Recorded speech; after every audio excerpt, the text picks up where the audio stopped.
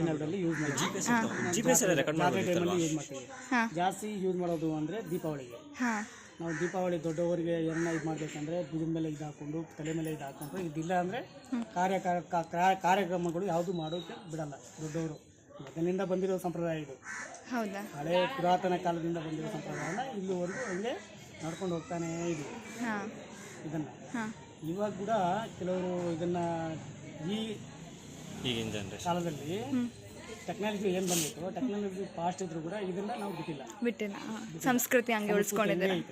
ಹಿಂದೂ ಸಂಸ್ಕೃತಿಯಲ್ಲಿ ಬಂಜಾರ ಸಂಸ್ಕೃತಿಯಲ್ಲಿ ಇದೊಂದು ಬಂಜಾರ ನಮ್ಮ ಸೇವಲಾಲ್ ಬಂಜಾರ ಅಂದರೆ ಎಲ್ಲೋದ್ರೂ ಕೂಡ ಇದ್ದಿದ್ರೆ ಈ ಗ್ಲಾಸು ಇಲ್ಲ ಇದ್ದೀವಿ ಅಂದರೆ ಅದನ್ನು ಬಂಜಾರ ಅಂತ ತಿಳ್ಕೊಬೋದು. ಸೇವಲಾಲ್ ಬಂಜಾರ ನಾವು ಈಸಿಯಾಗಿ ತಿಳ್ಕೊಬೋದು. ಲಂಬಾಣೀಸ್ ಅಂದರೆ ಏನು ಯೂಸ್ ಮಾಡ್ತಾರೆ ಅಂದರೆ ಇವ್ರು ನೋಡಿಬಿಟ್ಟು ಬಂಜಾರ ಅಂತ ತಿಳ್ಕೊಬೋದು. ಜಾಸ್ತಿ ರೆಡ್ಡು ಜಾಸ್ತಿ ಯೂಸ್ ಮಾಡೋದು ಪೈಟಗಳಿದ್ದಾವಲ್ಲ ಎಲ್ಲ ರೆಡ್. ಇದರಲ್ಲಿ ವೈಟ್ ಎಲ್ಲ ಯೂಸ್ ಮಾಡ್ತಾರಲ್ಲ ಅವರು. ವೈಟ್ ಯಾವುದು ಯೂಸ್ ಮಾಡಲ್ಲ, ರೆಡ್ ಮಾತ್ರ ಯೂಸ್ ಮಾಡೋದಾ?